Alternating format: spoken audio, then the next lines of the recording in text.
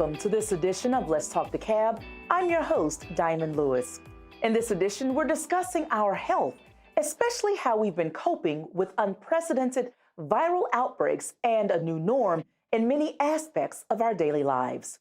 We're likely all feeling a bit more stressed these days. On today's show, we have a licensed psychologist joining us to talk about the impact of the pandemic and ways to manage that stress. He's passionate about mental health and wellness, even taking his message from the doctor's office to national television. Additionally, you'll get to know the inspiring story of one woman's journey to building a full life after open heart surgery. Early detection and treatment can be crucial for many health issues, and immediate treatment is essential in emergency situations. The DeKalb County Board of Commissioners approved CEO Michael Thurman's $20 million proposal to enhance emergency services at Emory-Hillendale Hospital and support nursing services at Grady Hospital. This initiative will save lives and strengthen the healthcare safety net for tens of thousands of people in our communities. This investment is separate from the county's $22.2 million appropriation for Grady during the 2022 fiscal year. Funding for the additional appropriations will come from the American Rescue Plan and county general funds. Also, on this edition of LTD, we talk with the Board of Health's team leader for COVID-19 case investigations and contact tracing efforts right here in DeKalb County. And a little later on the show, you'll meet a nurse who shares how she's helped inspire complete life transformations, and it's all through fitness. But first, we start with a look at DeKalb County's fight against COVID-19, with mass events offering life-saving vaccinations to combat the deadly virus. DCTV's own Aviva Hoffman has more. DeKalb County remains at the forefront of responding to the COVID-19 pandemic, taking swift action to increase vaccination rates and mitigate the spread of the virus. Using $364 million in federal funding, DeKalb has provided numerous life-saving services for its residents. The county has distributed thousands of COVID-19 home tests, provided rental funding assistance and residential water bill relief, allocated millions for mental health programs, and held more than 30 mass food distribution events, and so much more. These life-saving actions also include administering approximately 15,000 COVID-19 vaccinations through the Get Vaxxed incentive program. By DeKalb County coming together, we've been able to save lives and protect our community. DeKalb County has utilized partnerships, careful planning, and compassion to create multiple opportunities for the public to get vaccinated. As an added bonus, the county offered free school supplies, star-studded entertainment, and a $100 gift card at these events. Coming out. Thank you so much. We have 77 officers out here today, and that doesn't include all the recruits. We have fire. It's a combination. So we have so many units here from the county coming together to make this happen. DeKalb County's Board of Health and Fire Rescue efficiently administered the voluntary COVID-19 vaccinations to those 12 years of age and older at these mass vaccination events. It's police, it's fire, it's the Board of Health, it's facilities. I mean, just everybody is pitching in to make sure this is a success.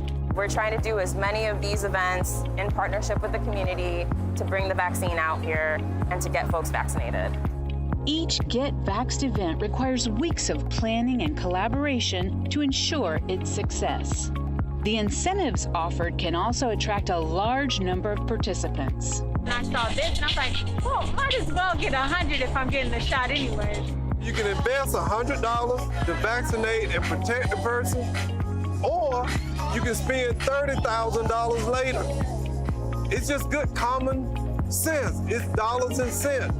Everybody's trying to keep us swiftly moving. I was able to get COVID-19 tested as well. This is about your life. This is about prevention. How do we make it to make sure that we have the next generation? So get your shot, be a part, let's do it. I'm excited. This is what it's all about. The Board of Public Health, Necura Health, Fire Rescue, Police, Facilities, DCTV, all of us working together to fight against this deadly virus. Not to give in, not to give up. and to stay focused on the prize. Just an amazing moment in my life, period. Since May 2020, in addition to helping thousands of residents get an extra layer of protection against COVID-19, the county has also provided more than 100,000 boxes of food to families in need, all the while building a better county and a better Georgia. For more information about upcoming food drives or where to get COVID and other vaccinations, visit the county's website at DeKalbCountyGA.gov. Aviva Hoffman, Let's Talk DeKalb. Thanks, Aviva, for showing us how DeKalb County officials are going above and beyond to keep our community safe. We're just getting started on this special health edition of LTD. Remember, your health is your wealth, and we're delving deeper into that theme right after this.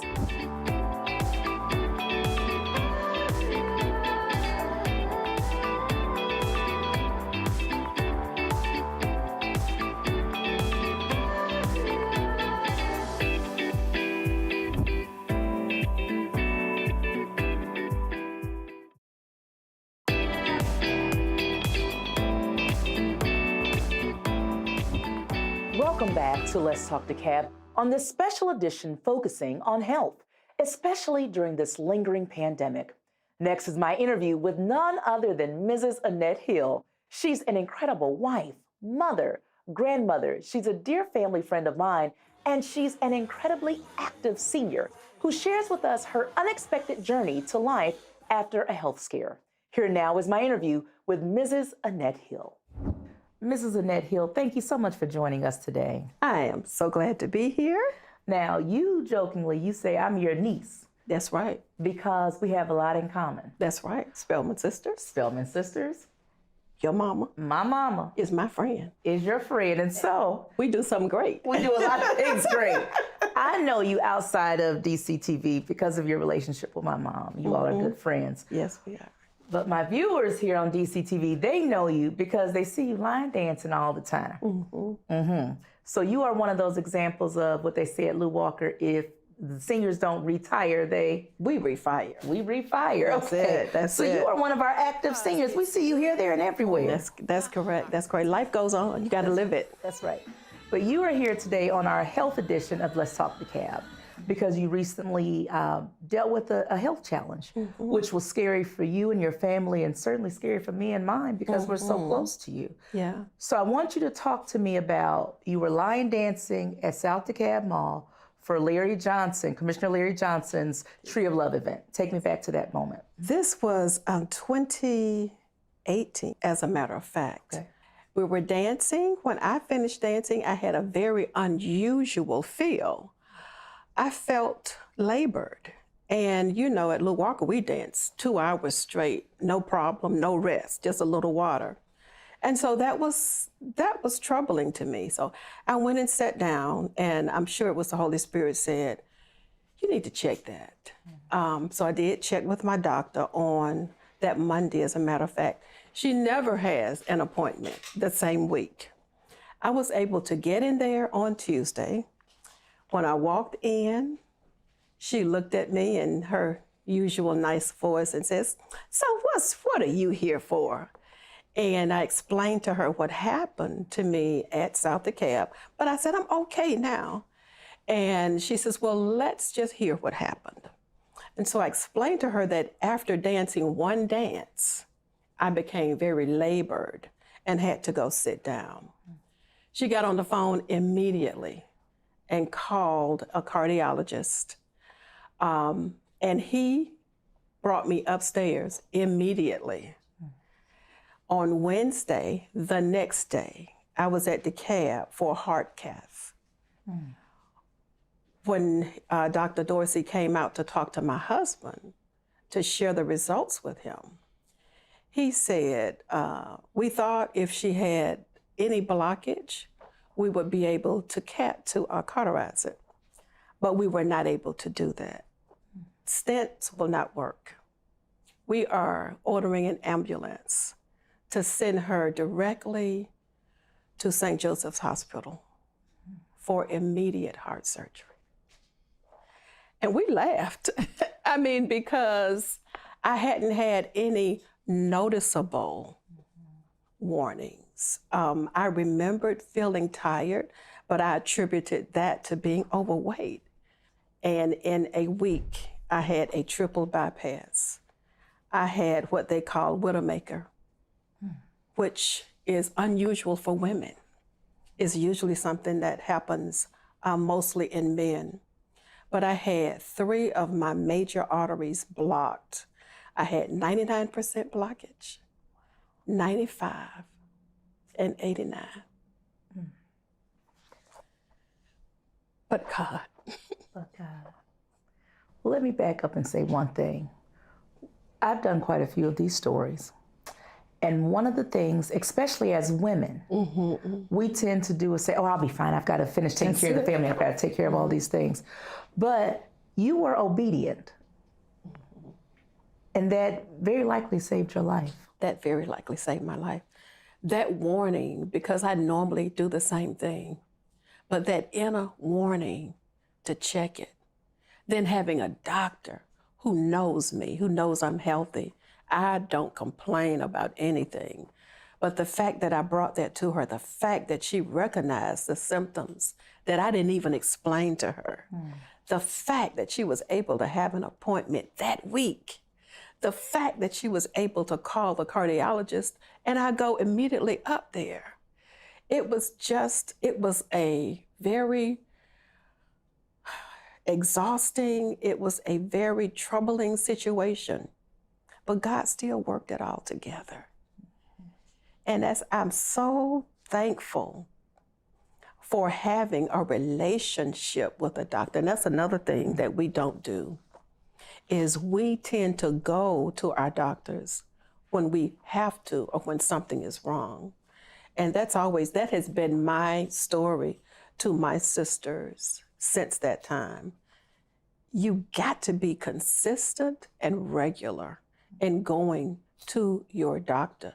You got to have a doctor who knows you, who has a baseline, so that when something out of the ordinary does happen, they can see it and address it immediately. And you've got to have a village who insists that you go, because I thought about not going, but I have a husband and a cousin. Oh my goodness, I call her Dr. Fee. And they insisted that I keep those appointments. As I'm riding up 285 in the back of that ambulance, I'm trying to process what I've heard. I mean, last week I didn't have an issue. And all of a sudden, Monday, I'm at the doctor. Tuesday, I'm at the cardiologist. Wednesday, I'm at DeKalb. And on my way to St. Joe. How does this happen? It was overwhelming. And so I'm thankful. I'm thankful for the warning. People wanted to know because they couldn't believe it. Not in that hill. Not Miss Active, Miss Dance all day. That just doesn't happen to us. But it does. But it does. But there's life after a negative diagnosis. That's the key. There is life after a negative diagnosis. When you have a purpose in life, when there is a village that you are a part of, when you are fed into and loved on, and you're able to reciprocate that love back, there's a purpose, there's a destiny, there's a calling, and I wasn't through. I was not through with life. So I have the surgery. Of course, my daughter's flown in from DC. Who's also my friend, by the way. That was another connection we didn't mention. That's right. She had flown in, and everybody was just expecting to plan my homegoing. They really were. They didn't say it to me, but they were expecting to plan my homegoing. I was out in surgery 6 hours and 5 minutes. And when I came out, I looked like death, according to my family. I had at least 26 tubes all over. But that afternoon, probably be about 6 o'clock, I was up walking. Yes, I walked. And I began to they allowed me to go to my room after that. I walked very, very slow baby steps just to get my strength back after that. The only thing I have now is a little congestion that I have to clear a lot. Okay. And every once in a while, I'll hear a rattle or something in my chest, but it's so minimal that it doesn't bother me. I kind of panicked during COVID. Of course. Because I have all of the things that cause you to be high risk: overweight, diabetic, 70, just all those great things that cause you to be high risk. I've tested every year. I've never had any evidence of COVID in my body. I'm so blessed. And I'm so thankful. And so thankful. And so here with us. I'm so here. Yes, I am. Now, I have to ask you, there are a lot of women and men watching this who may be feeling a little not so great. I'll deal with it later. What do you have to say to those who say, oh, I'll deal with it another time. I've got to take care of all these other people. Tomorrow is not promised. Today is the day to take care of you. Self-love is not selfish. If you do not take care of yourself, then you are not allowing God to use you in the purpose that you have been called to, the village that you have been assigned to, of the ministry that is expected of you. Take care of yourself. I don't care if nothing results in your doctor visit. Go. Take every opportunity to live a healthy life. Don't wait until it's too late. Don't wait until you've had the bad diet and caused your arteries to be filled with plaque. Start now. Eat those things that allow you to cleanse your body. God has put so much here for us to cleanse ourselves. Use that. The medicine is great. Figure out what works. If it doesn't work for you, either change your doctor or change your medicines. Take care of yourself. You are number one. Why is sharing your story so important? It is important because there is life after any major event in your life. It might look like it's the end, but you know you cannot see a plant when it's buried in the seed form. It looks like it's gone. But after the watering, the surgery, after the watering, the medicine, then a beautiful plant begins to sprout. And that plant is beneficial to all of those around you. You can't be a light and not shine. You can't have a story and not tell it. Your victory and the steps that it took to get you to that victory. I mean, it's good to look and see, oh, it's been, 3 years and you're still doing good. Yes, but the testing, I don't want you to have to go through what I went through.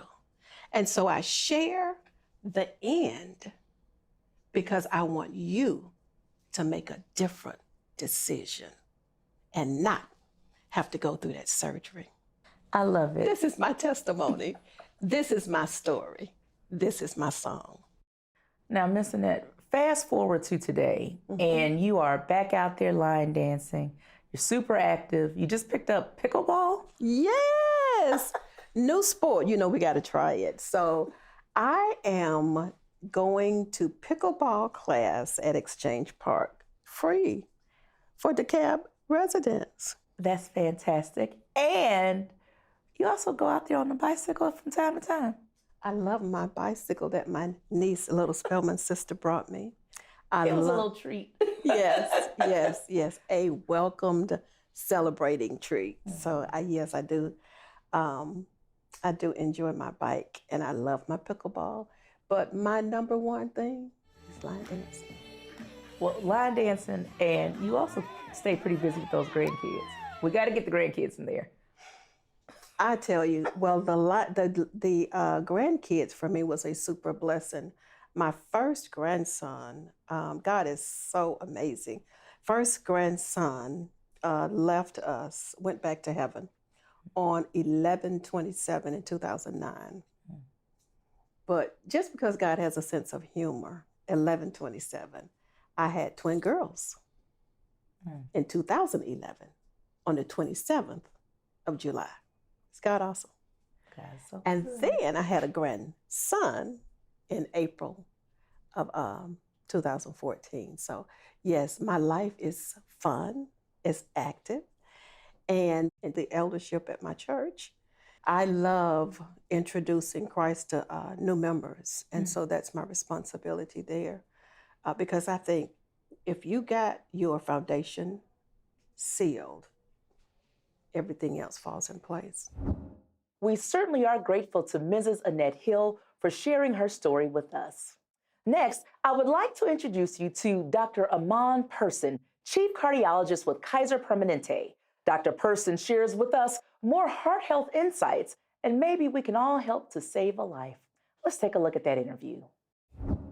Dr. Amon Person, thank you so much for joining us today. Thank you for having me. Now let's get right into it. We want to talk about heart health. Tell me, the first thing is, what signs should someone look for if they're all of a sudden not feeling well and it may be something because of the heart? Tell us, what signs should they look for? Yes, so excellent question. So a few signs that you will commonly see. One is chest pain. Now, there are different types of chest pain. You can have chest tightness, chest pressure, those types of things. Any of those, we all sort of loop into the same kind of category of chest pain. Also, shortness of breath is another sign that we think about when you're thinking about heart problems. Especially when this is on an exertional standpoint. So if anyone is exerting themselves, they have chest discomfort, shortness of breath, that's really, really a telltale sign. Now, I remember always seeing something about that left arm. Is that real? Talk to me about that. If someone feels pain in their left arm. So sometimes you can have pain in the left arm. Usually it can be associated with those other symptoms I was telling you about, but not all the time. It can't be one of those things where if I don't have pain in my left arm, then I'm okay. I would look at it that way. But it can be there, but not all the time. So it's not reliable, let me say that. Our previous guest talked about being the procedure called the Widowmaker. Talk to us about that. What exactly does that mean? Because this is all scary, but it's something that we need to know about. Absolutely.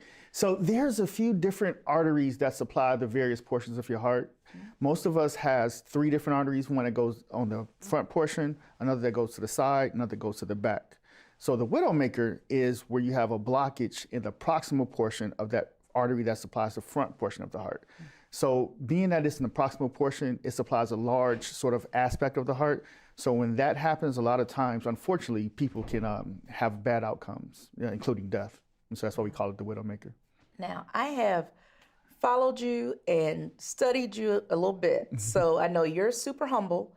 So I'm going to brag on you for you. But first of all, first and most importantly, you are a Morehouse grad. I am.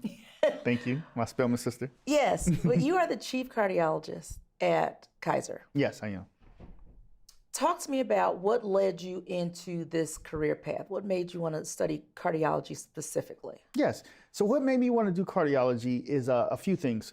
So with cardiology, it sort of allows me to sort of have a different type of relationship with our patients in a sense that it's very important for us to understand the patient's sort of background, the patient's lifestyle, those types of things. So it allows me to really, really get engaged with that patient or doctor interaction. And that was very important to me. The other thing that allowed me to come into this career path is the fact that with cardiology is lots of various things we do. Like, for example, we do surgical outcomes, we do surgical procedures. We also read different studies like radiology studies, different things such as that. We also sort of encourage lifestyle changes, which is one of the real reasons I came in, just because I love that interaction where I can sort of hopefully alter your lifestyle. And as the lifestyle alters, your outcomes will improve and get better. So those are some of the main reasons I came in.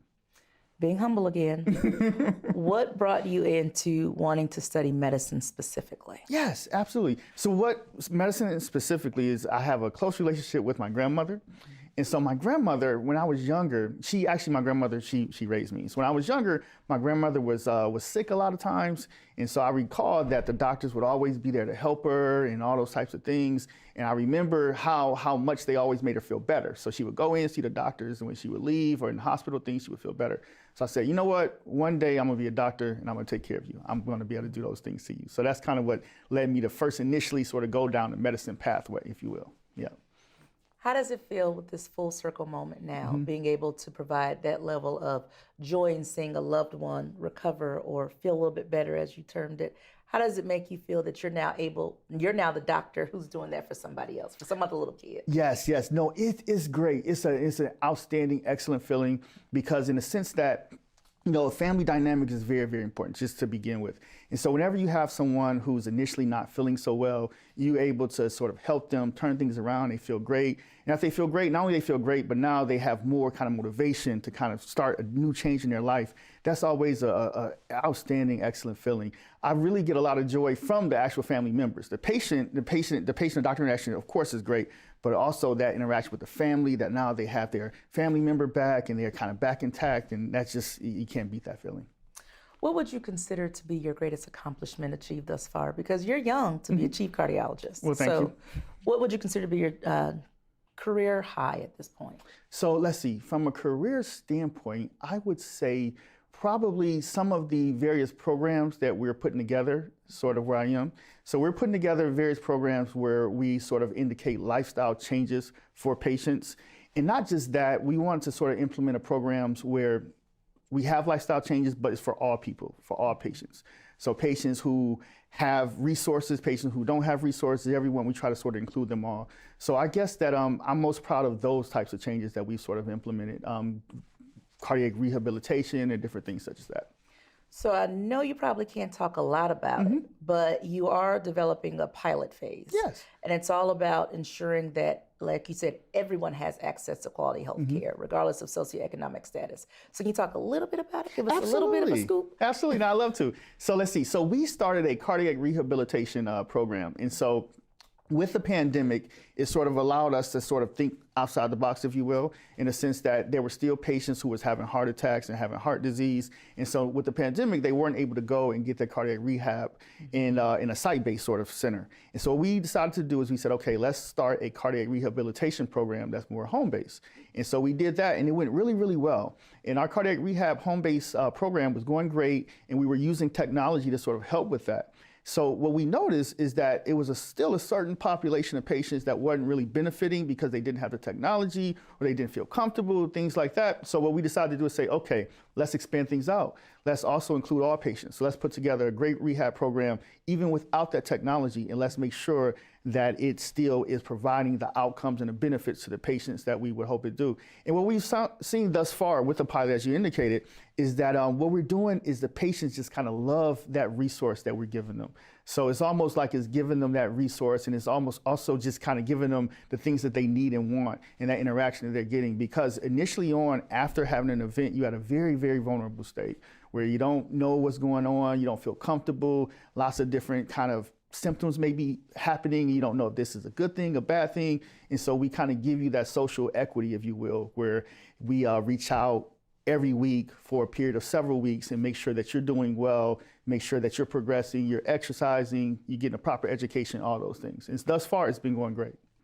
So you mentioned where a person is when they've had a heart event. And I want to just touch on that a little bit because of my own recent personal experience. My dad suffered a heart event, and it was absolutely devastating and scary, and we just didn't know which way to turn. So with this program, what you're doing is almost like guiding the family and the patients so that they feel like they have somebody they can trust and turn to, because it is such a scary time. It is. Yeah.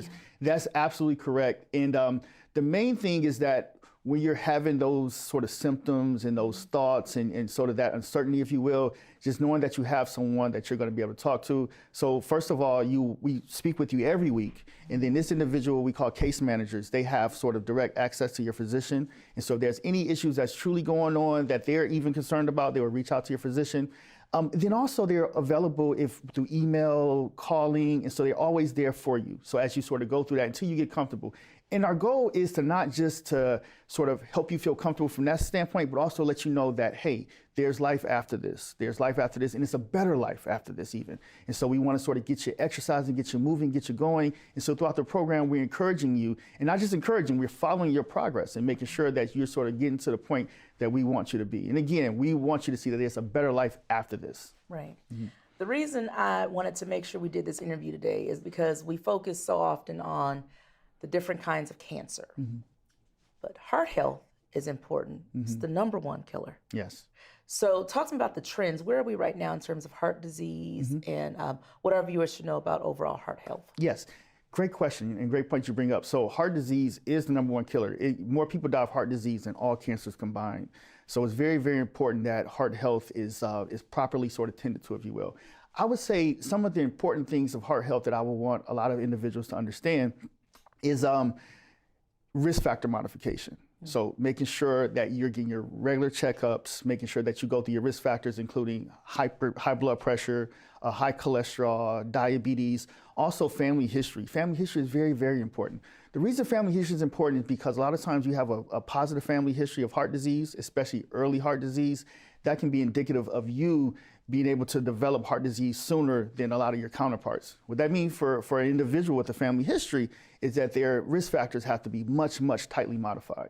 So they have to kind of make sure their cholesterol is under tight control, make sure they don't smoke, make sure they exercise regularly, all those types of things. Because just because you have a family history doesn't always mean you're gonna have heart disease. It just means that even a mild kind of increase in any of those risk factors are more likely to bring about heart disease. So prevention is very, very important, and understanding your family history, and again, getting those regular checkups.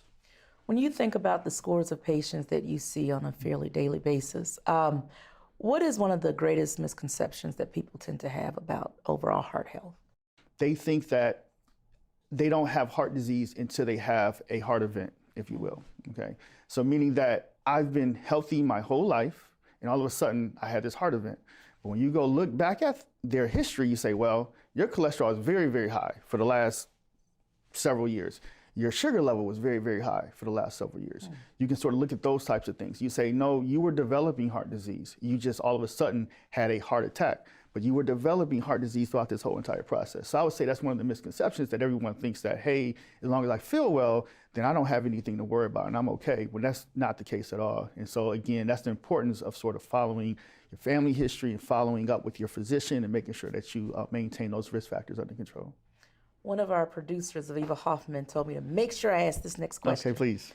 When someone does feel that tightness in their chest or the pain in the left arm, they feel like there's something wrong, talk to me about the importance of time. Yes. So we say this in the world of cardiology. We say time is myocardium. Okay. So myocardium is the heart muscle. So we say the more time that you leave, that you don't get treated, the less heart muscle you will have intact. So the earlier you can get treated, the better.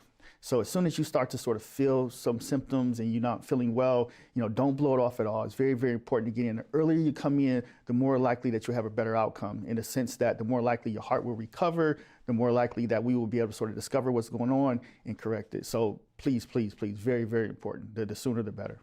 That's wonderful. And what can we expect next from you? So from us, what we're going to do is we're going to just sort of continue some of the programs that we've started.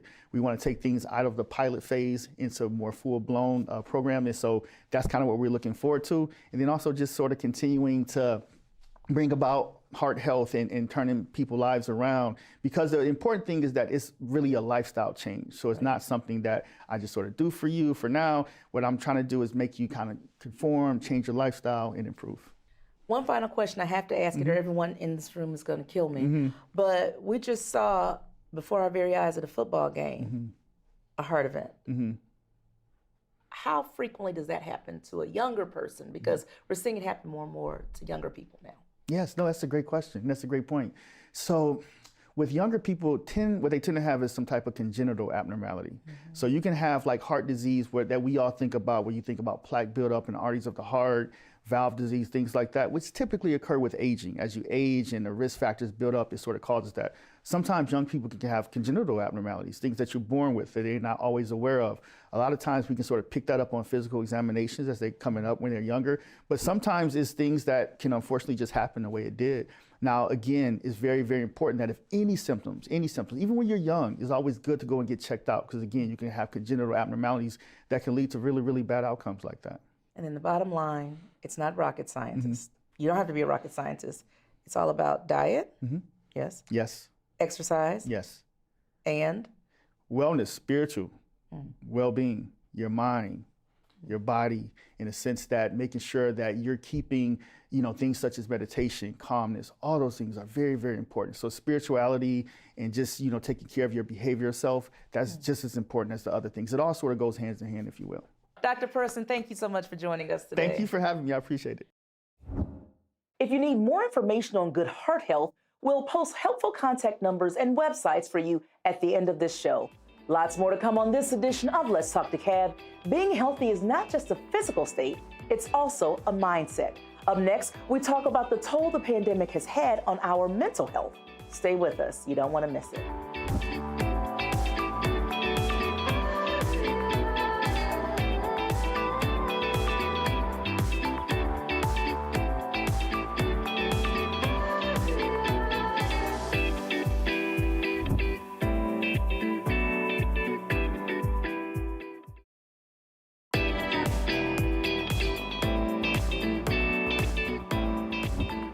Welcome back to Let's Talk DeKalb. I'm your host, Diamond Lewis.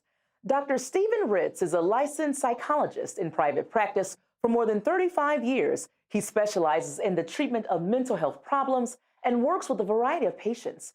They usually visit Dr. Ritz because they've been experiencing depression, anxiety, stress, or anger for quite some time, and they're seeking help.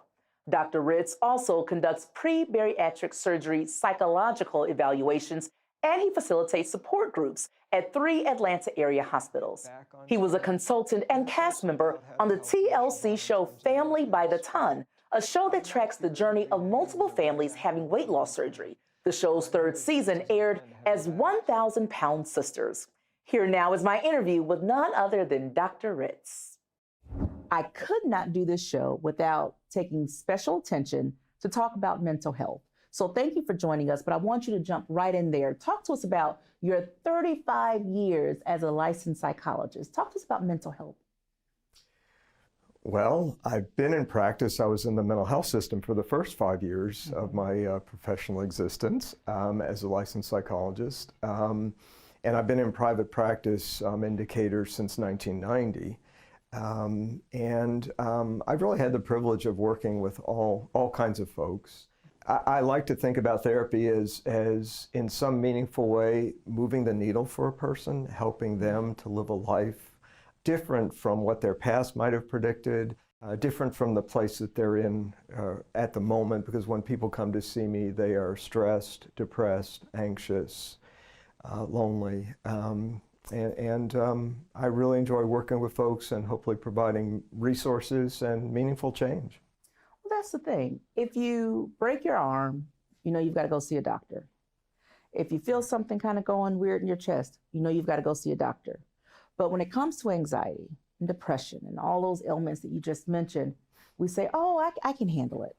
People are so apprehensive about going to see a mental health practitioner. Talk to me about that. How do I know, I need to go talk to someone?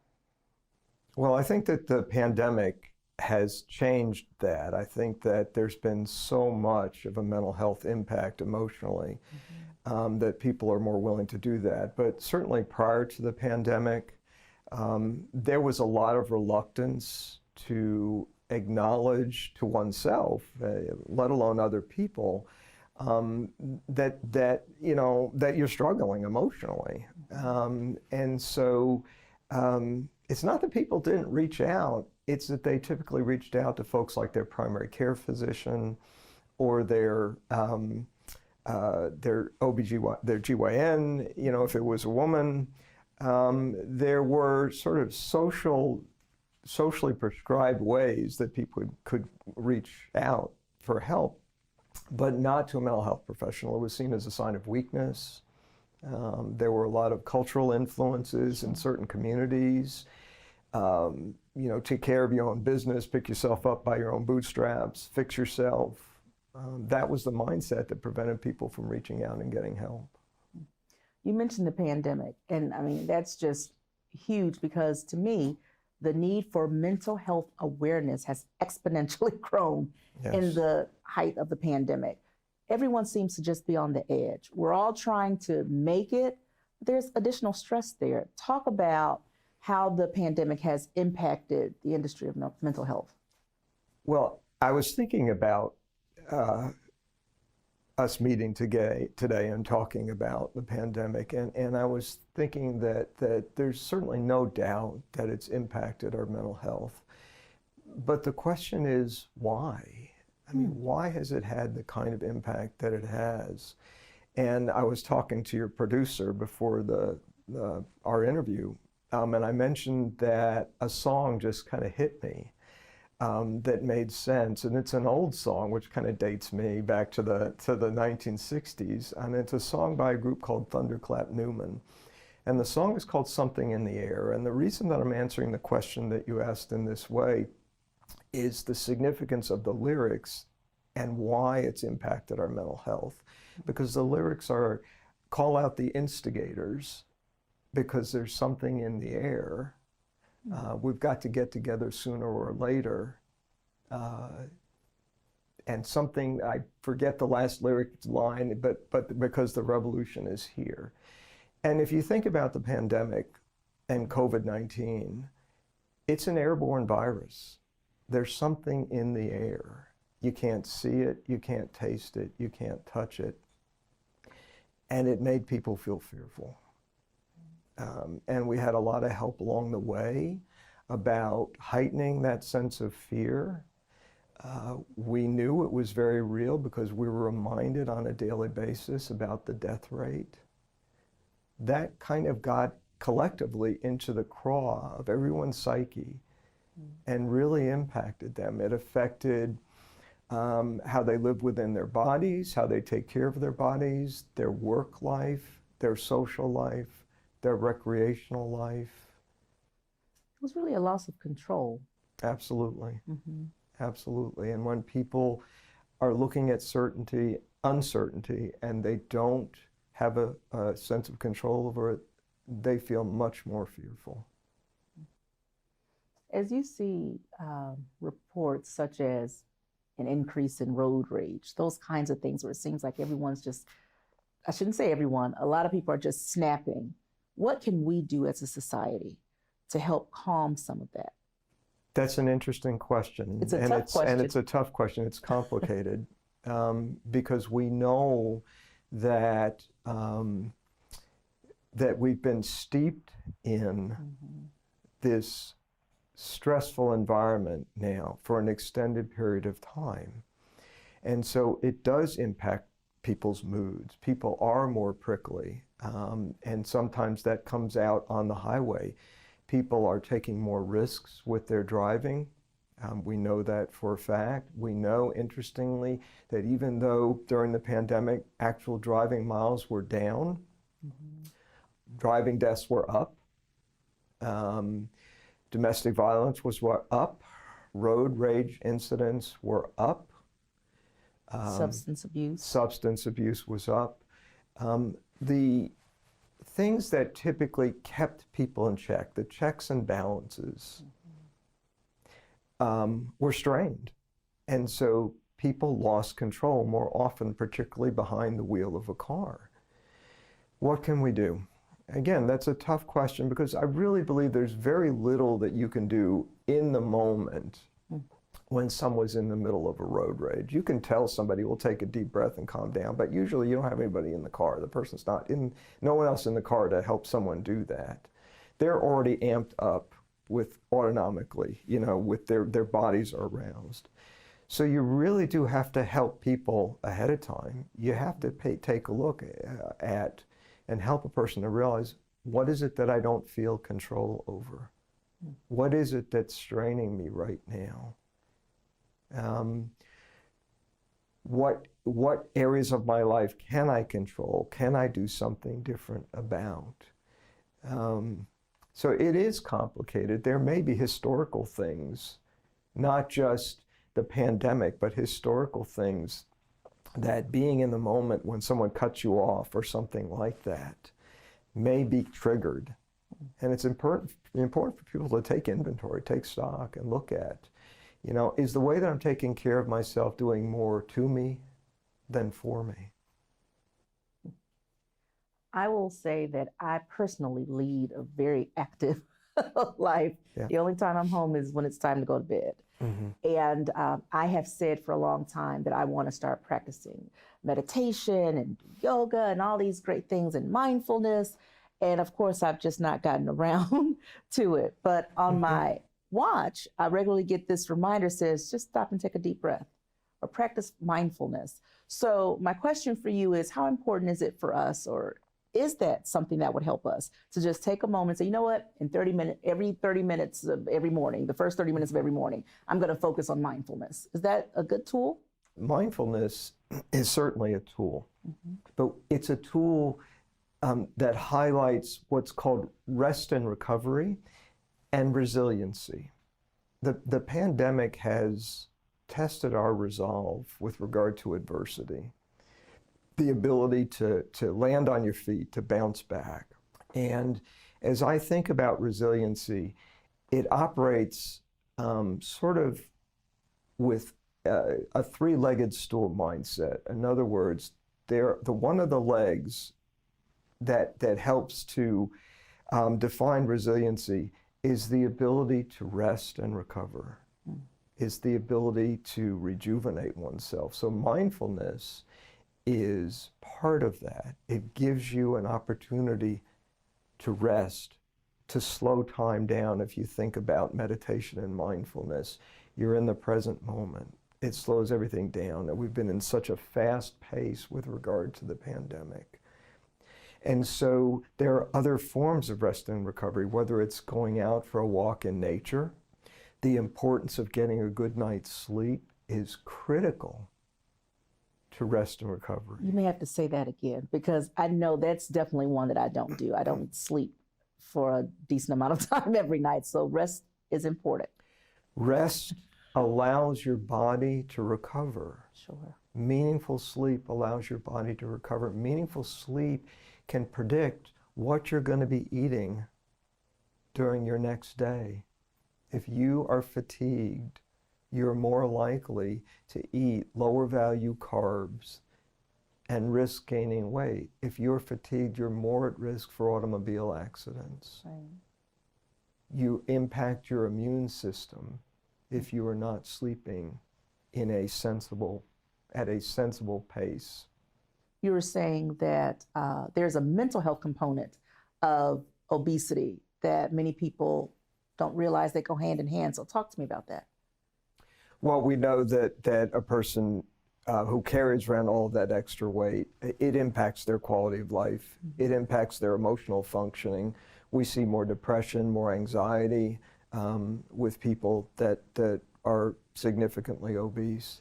And we know that during the pandemic, there was a significant jump in depression, a fourfold increase in depression, nearly the same with anxiety.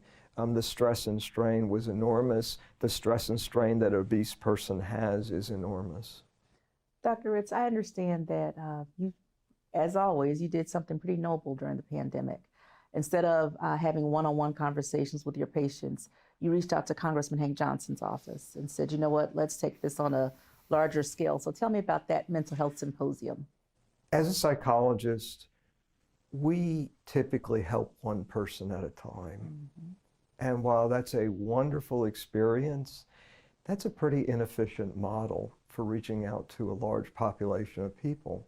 And so at the beginning of the pandemic, and I had some sense of the severity of it because of my work in bariatric surgery, I was on international phone calls back in March of 2020, listening to people from China, from Australia, all around the world, and the impact of the pandemic, which hit them much, much earlier than it did us. And I started thinking about how much we were scrambling with regard to how do we do telehealth? How do we find platforms that are HIPAA compliant to do all of these things? And I was on listservs reading this incessantly, and I was thinking to myself, what about the patients that we see? What about the people in the community? We're talking about how do we get more efficient with doing what we're doing, you know, with our technology, but how do we help people? And so since I lived in DeKalb County, I was like, well, why not reach out to Congressman Johnson? I live in a community, I live in a county where obesity is rampant. We have a large constituency of Black and brown people, and obesity is prevalent.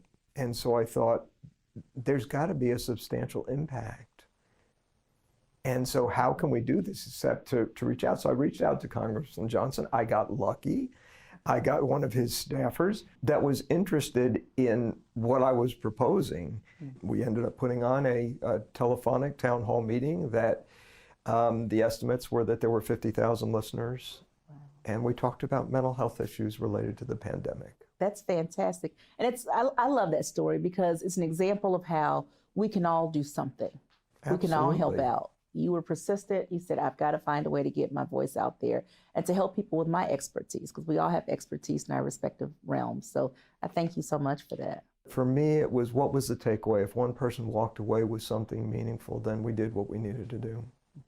Dr. Ritz, I could sit here and talk to you all day long, but I know that I can't do that because you have a lot of people to help. And I thank you for helping everyone and being there for us and being here with us today. Well, I appreciate the opportunity, and you're raising awareness for the impact of the pandemic.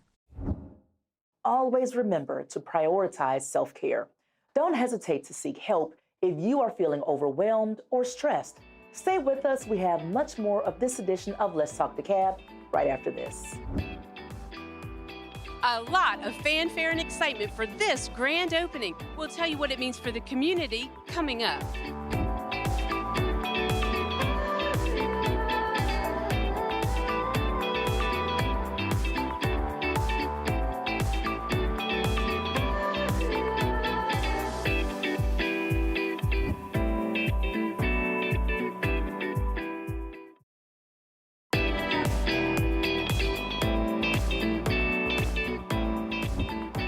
Welcome back to Let's Talk DeKalb on this special edition focusing on our health. I'm Diamond Lewis.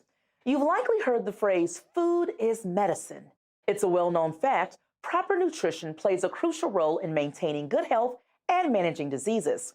DCTV's Aviva Hoffman is back to explore the positive impact of a grocery store in DeKalb County, providing more access to fresh food options and job opportunities as well. Aviva. DeKalb County welcomes a brand new Lidl store.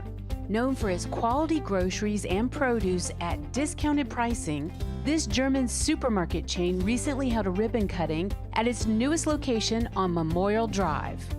After 2 years working with Decide DeKalb and area residents, DeKalb's District 3 Commissioner Larry Johnson is excited for this day. They wanted to have something in the area. They had not had a grocery store in 35 years. But now we have something in our area that folks can come, they can walk to. You see the jobs that are available. This is about serving our food security needs and also equity in our community.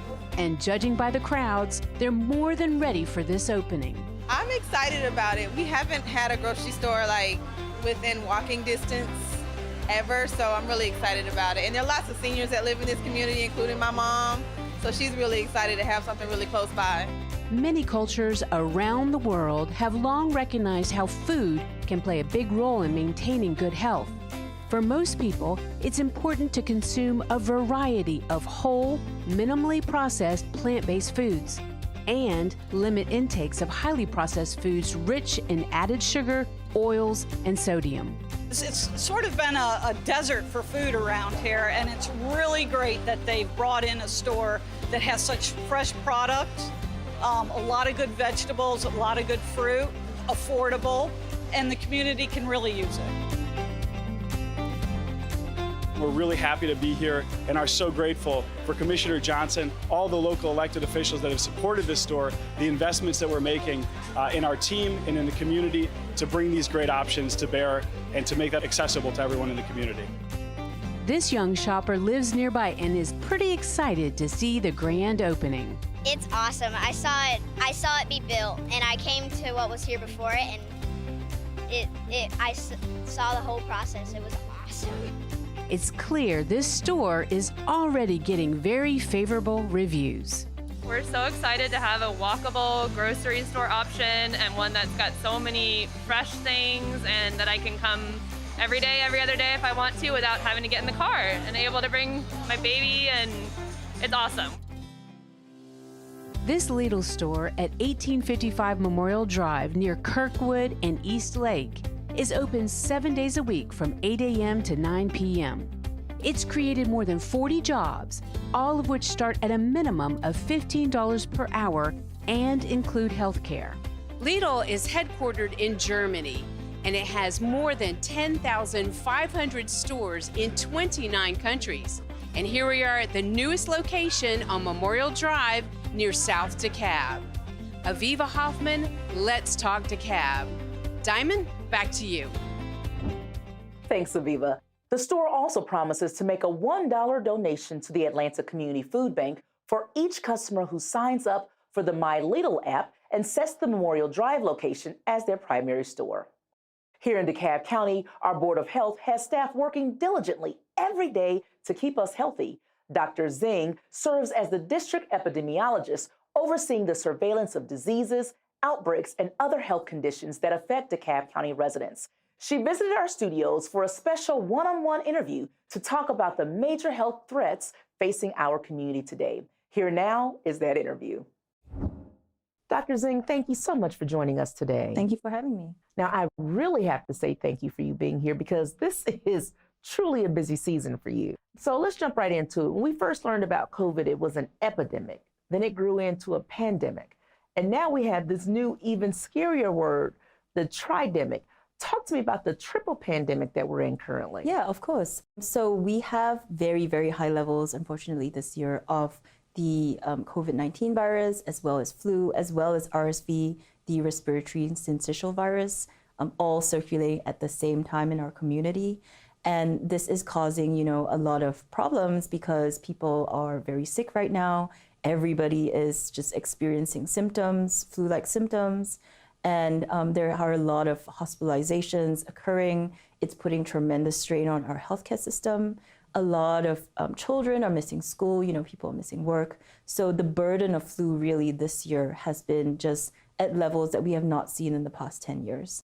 Now, I know you want people to be vaccinated, but for those who are 65 and over, there's something special that they can ask for when they go in to get their flu vaccination. Talk to me about that. When those over 65 go in to ask for a flu vaccine, there is a higher dose vaccine available. This is especially for those who are vulnerable to more severe disease. And this definitely helps with getting the most protection in for our seniors, especially, if they have medical comorbidities, if they have other issues going on. So these are the vaccines that we want to get into arms in order to protect our seniors against, severe disease, hospitalization, and death. Now we have COVID, we have RSV, and then we have the flu. And it seems like the flu would be the least scary because that's the term that we hear the most. But really, the flu is just as serious. It can be fatal. The flu can be fatal. Unfortunately, we know that so far in the flu season, we've had 30 people who have passed away because of the flu. One of those deaths, unfortunately, was a pediatric death in a child. And so flu can definitely have very, very serious consequences, severe consequences. It can cause, people to end up in the hospital or the ICU. And especially for those who have underlying conditions, for those who are immunocompromised, the very young, under 5 years old, and then those who are over 65, this can be very, very severe. So again, very, very important, right? We want to do everything that we can to prevent the flu. And the number one thing you can do is to get your flu shot and also to take all those, common sense precautions. Recently I heard of two little ones in my family that have RSV. Explain to me exactly what is RSV? Yeah, absolutely. So RSV is respiratory syncytial virus, and that is something that the little ones, it's very common in younger children. The problem in younger children is, of course, that they have smaller airways, and this disease tends to cause a problem because there's a lot of inflammation, there's a lot of congestion that goes on, and therefore, because that occurs, they have to sometimes go to the hospital if it gets really severe. It's a cyclical disease. It often occurs, and it's really very, very common with younger children. But just the lack of probably exposure during previous seasons probably contributed to it. And we also, have seen that we return back, right, to normal life. We stopped masking so much. We stopped, taking precautions as much with COVID. And this occurred really even in the summer. Now, Dr. Zing, we keep hearing about comorbidities. And so essentially, certainly we want to know what we need to do to fight off an infection or a virus once we have it. But there's something you can do to even prevent getting the virus, or better yet, if you do get it, make yourself healthier and fending it off. So talk to me about comorbidities and the fact that it's really all about taking care of yourself from day one. Yeah, having healthy, habits, eating well, sleeping well, taking care of yourself. And then, incorporating exercise into your routine. Those have all been shown to really increase better health outcomes, regardless of whether you are getting, a respiratory illness or some other illness. It can help you to recover quicker. So in general, just taking a healthy approach to habits. And then I want to go back to also, releasing stress in a healthy way and finding, your village and finding your support system. Mental health is health. Mental health is public health. So we want to make sure that we are taking this entire view of health and taking care of all the different components that make up our health.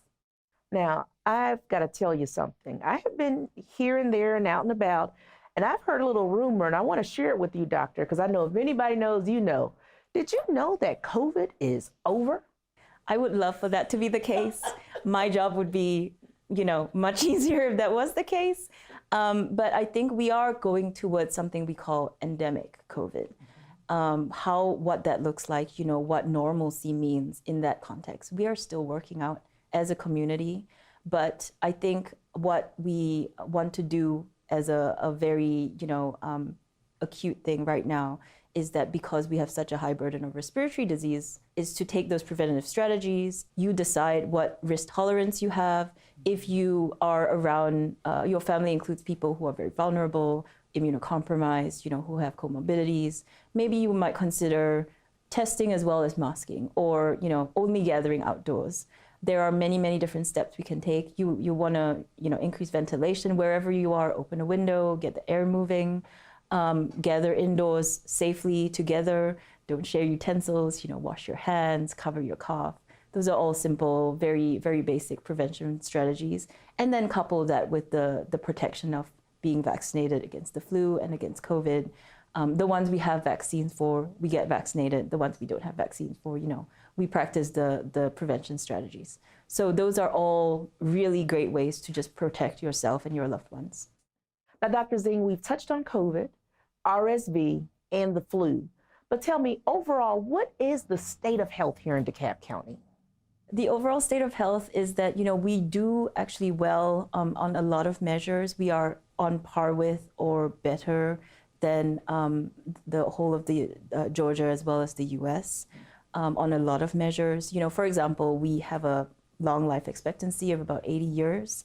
Our number of physicians to population is about 1 to 900, which is higher than most places, especially in Georgia, it's about 1,500.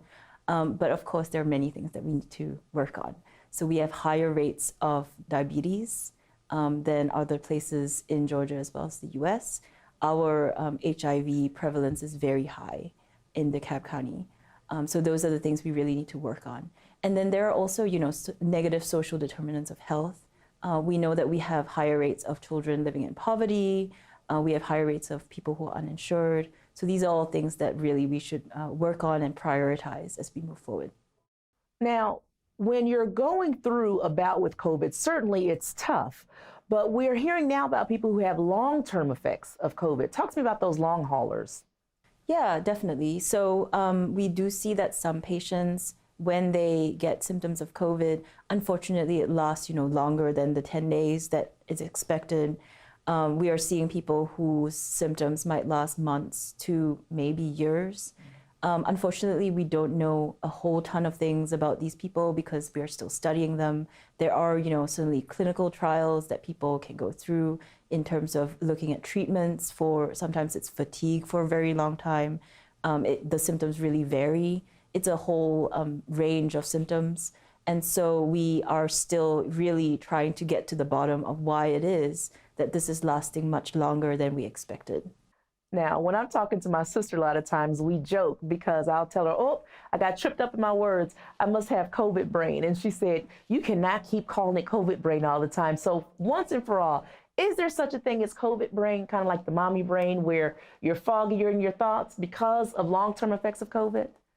We do see that some people do. That is something that does happen. But I would not say that. I would say that the people who really have effects like that, they are clinically diagnosed. This is something that happens in the long run. So, maybe it could be COVID brain, but maybe it could be that we are sometimes a little bit forgetful. Okay, fine, Sybil, you won that one. I guess I can't call it COVID brain anymore. Now, Dr. Zing, thank you so much for being here. But the reality is you're here during such a busy time for you because you want our viewers to know what? So I would like the people of DeKalb County to get vaccinated. The flu vaccine is available at all our health centers. The COVID vaccine, as well as the boosters, are available at all our health centers. They are also available widely at some pharmacies, as well as doctor's offices.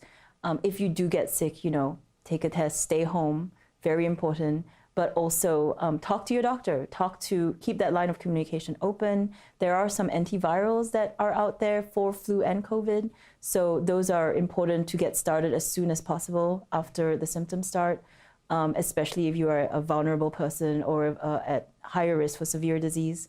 And then definitely, take care of yourself. We wanna make sure that you are getting the support that you need, because having healthy communities, having healthy individuals make healthy communities, and then having healthy communities makes public health. Dr. Zing, thank you so much for joining us today. Thank you so much. Now again, if you want to hear more from Dr. Zing or any of her colleagues over at the phenomenal DeKalb County Board of Health, visit DeKalbHealth.net. Still, lots more to come on Let's Talk DeKalb. We've covered the heart, the mind, and more. Up next, we talk with a nurse who's also a fitness instructor to discuss the importance of overall physical health. Today's Let's Talk DeKalb is all about a complete health picture. Stay with us.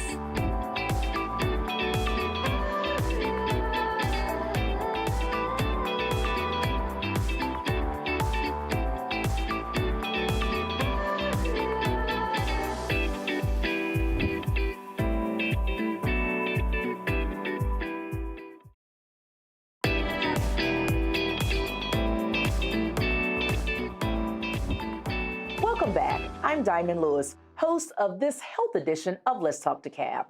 Many of us want to make changes to improve our overall health.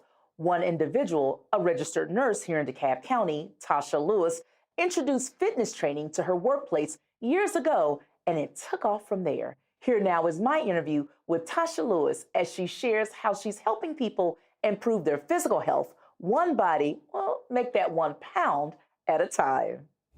Thank you so much for allowing DCTV to be here at Tada's Fitness Center today. I'm truly honored. Thank you. Now, where did the name Tada come from? Oh my God, as a child, it's been my nickname from birth.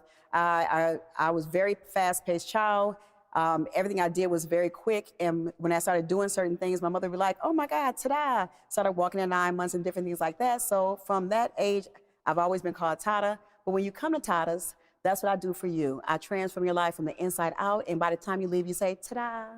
Now, we came here and talked to some of the clients here, and you're absolutely right. We have heard people talk about how this center has not only changed them physically, but also internally, emotionally, spiritually. One of your clients lost her husband and said, but for TFC, she wouldn't be able to come out and socialize again. So talk to me about how this is not just a place for physical well-being, but full well-being of the human. I've been a registered nurse for 28 years, and that's where my passion starts. Always being able to help people see their need. Not everyone comes to you wants that physical transformation. They may be going through alcoholism, depression, and as a nurse, that's my big thing, to make sure that whatever is happening with them, that we take care of that and find a balance with them.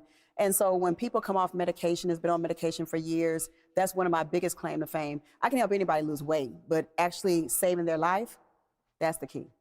Now, I will say, I came here and worked out with you, and there was this young lady, I say young lady because she's actually a seasoned client of yours, and I mean, I'm dragging, oh Lord, I can make it, I can make it, I can make it. It's this Miss Glow. Come on, Diamond, let's go, let's go. Tell us the story about Miss Glow and how she's just one example of the success that happens here every day at TFC. Well, like many of my clients, they see the sign or they've heard about us, and she literally just walked through and was like, what are y'all doing in here?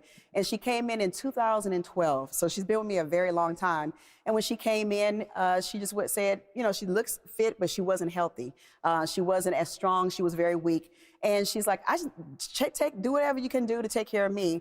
And she just jumped right in and she trusted the process. That's the big thing. And she's never left. Now, with that being said, I got to her into the best shape of her life. She literally can hold a plank for over 9 minutes, or we can put plates, 45-pound plates on her, and she can hold it with the best of them. But what the best thing about all of that, that's great that she became strong.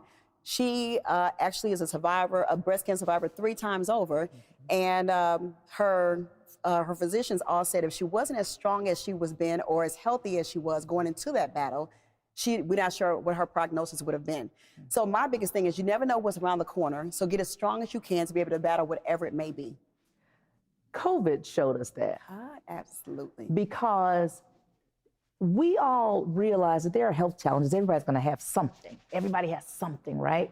But people who tended to have a tougher time dealing with COVID were those who had comorbidities, exactly. Right? So it's all about making sure that you are as healthy as you can be so that you can fight off other things that may come your way. Exactly. So talk to me about what started this whole TFC, I like to call it a movement. You started out as a registered nurse. Talk to me about that. So I'm still a registered nurse for 28 years, and I started off at a hospital, local hospital here, and I used to oversee, I was the educator for the ICU and the emergency department. So I used to oversee all the codes in the hospital. And one day I was in my ground floor in my office in the emergency department, and I heard blue alert, 4th floor. So I don't have to attend these codes, but I said, let me see what my team is doing. So I'm a marathon runner. I ran up 4 flights of stairs. And as I was going midway up there, the physician was going up the stairs as well. And I see her hanging on the side of the rail, can barely catch her breath, barely holding up one finger. So I know she's trying to make it to the code, but she's not. So now I'm sprinting to the code. I get to the code, and then there's a young lady who's trying to do chest compressions, but she ran to the code and she's out of breath. So she's doing ineffective chest compressions.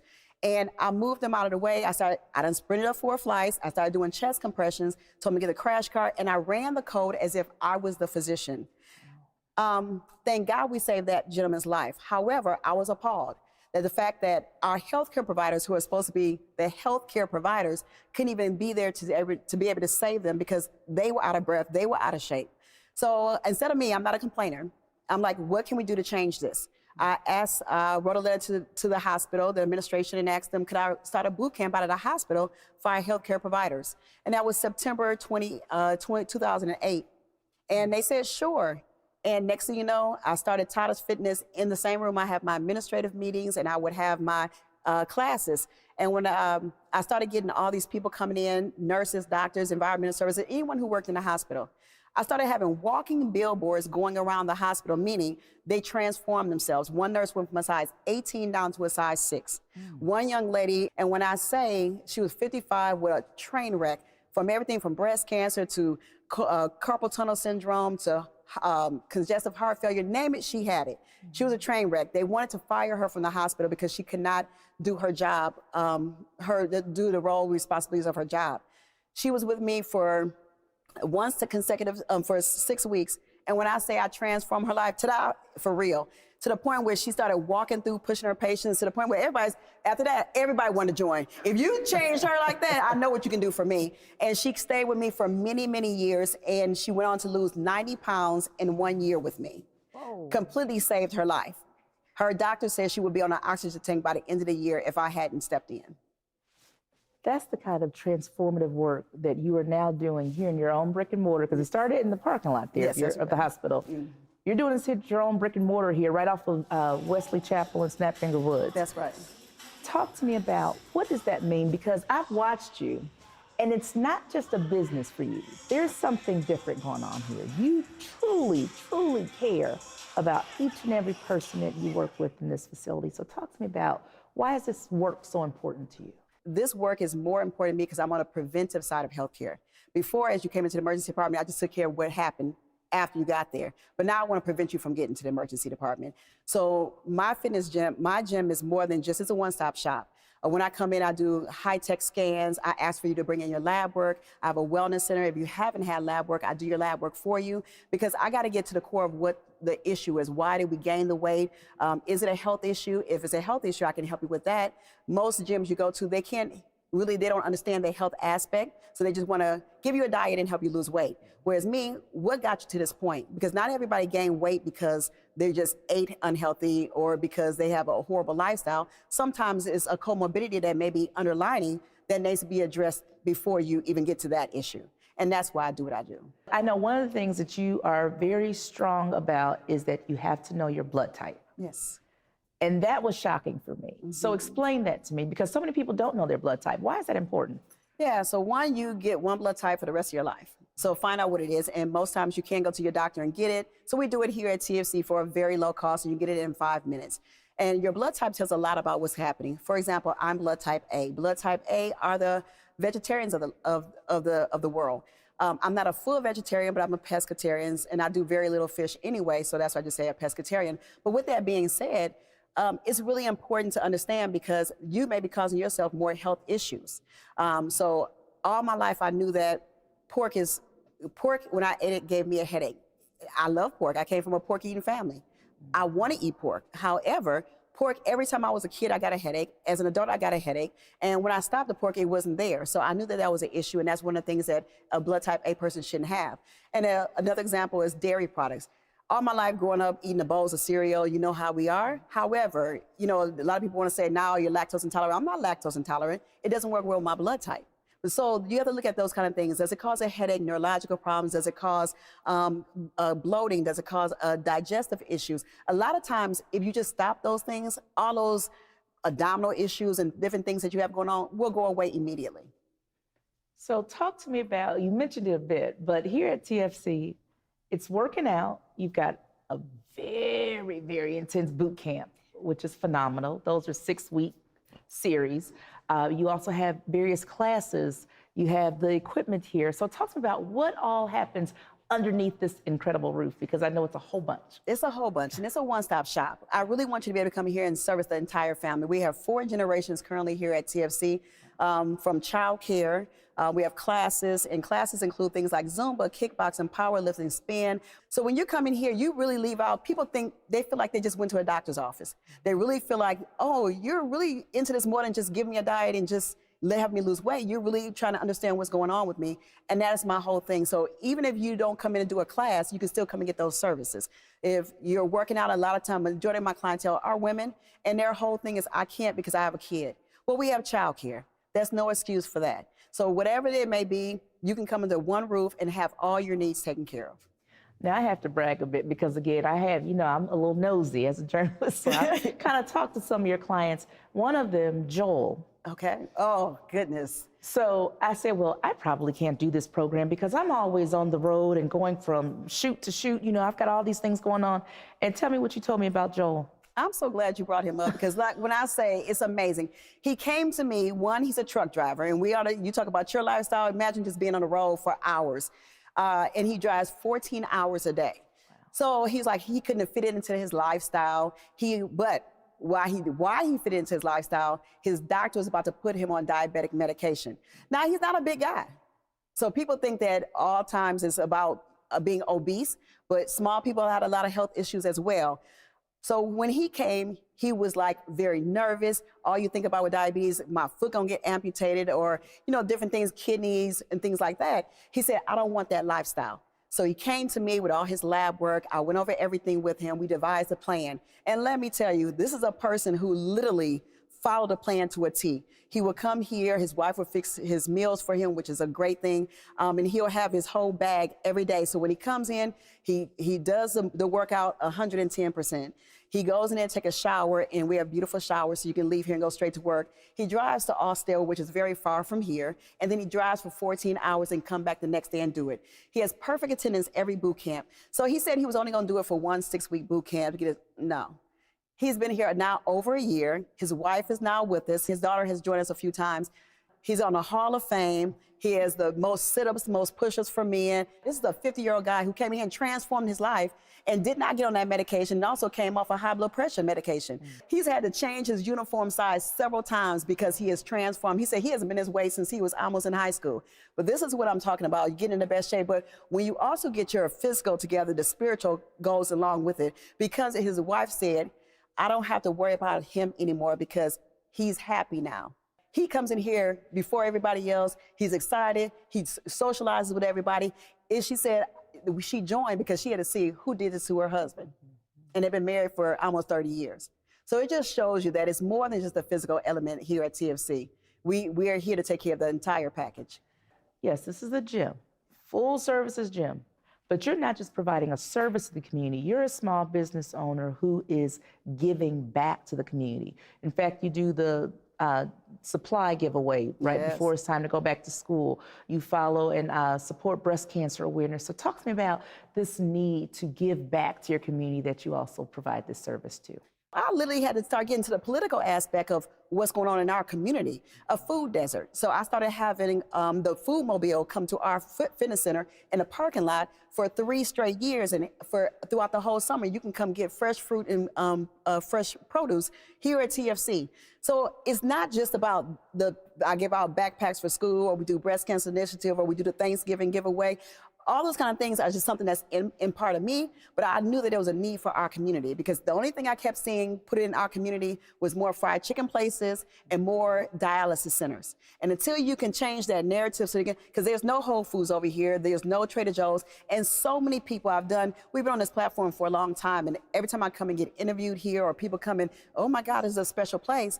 You should take this to Johns Creek, or you should take this to Buckhead, or you should take this to, why can't we have an elite facility right here in our community to service us? And that's what I fight for every day. What is your most proud achievement? One of my biggest, most proud achievements is stepping out on faith and doing this.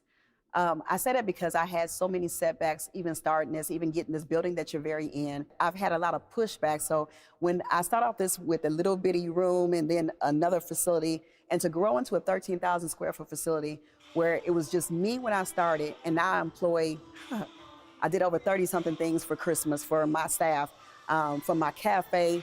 You know, the fact that you can help take care of families, the fact that you can transform lives every day, the fact that you can see people come off medication, I know that's my calling. I know that's my gift. I know that's what God put me on earth for. So I'm humble because I know that tomorrow can be taken from me. I know that I don't take anything for granted. I don't take for granted that someone comes to my door and choose to come here and train, or choose to get a smoothie from me, or choose to get a vitamin B12 shot. They can go anywhere they can go get those things from, but they choose to come here, and I don't take that lightly. Thank you so much for everything that you're doing for the community. And what you don't know is I'm put you on the hot seat right now in front of my viewers, because we want you to bring some of your knowledge. We want to make sure that our viewers are healthy, our community is healthy.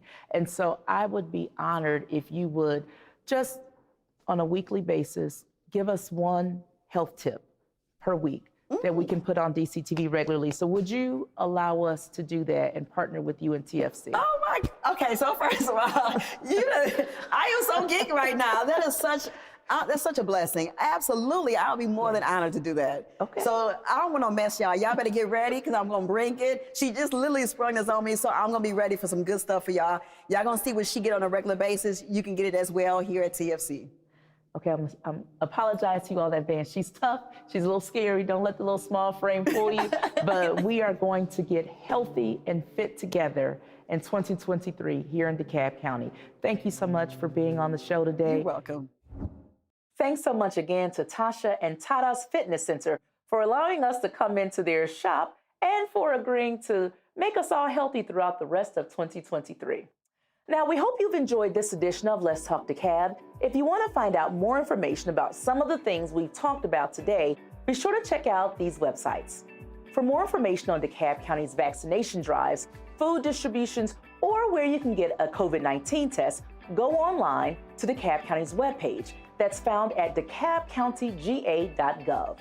To learn more about the many services and programs available through the DeKalb County Board of Health, you can visit their website at DeKalbHealth.net. There, you'll find information on COVID-19, other respiratory diseases, and so much more health-related topics from obesity to trauma to emergency preparedness and even how to obtain a birth certificate, just to name a few items. You can call the DeKalb County Board of Health's main number at 404-294-3700. Also, don't forget to tell us at DCTV your thoughts on this show and all of our other programming. You can send us an email to dctv@DeKalbCountyGA.gov. You can also check us out through our social media sites. Finally, you can find out more information about our team here at DCTV and all of our programming on our webpage at www.dctvchannel23.tv, or you can give us a call at 404-371-2420. Well, that does it for this special health edition of Let's Talk DeKalb. Again, I'm your host, Diamond Lewis. Let's stay healthy, DeKalb County. See you next time.